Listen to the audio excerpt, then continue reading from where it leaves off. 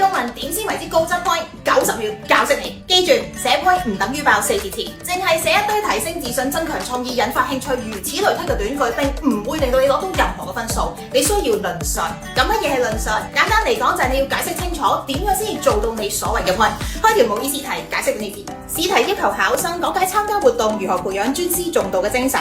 同學話擔任助教可以理解老師嘅苦心，呢個 point 嘅方向係正確㗎，但係你唔可以就此打住，你要解釋翻喺個過程裡面點樣可以做到呢個效果。咁你可能會問，加啲情節落去得唔得？打咩？任何幻想出嚟嘅情節會導致額外嘅扣分。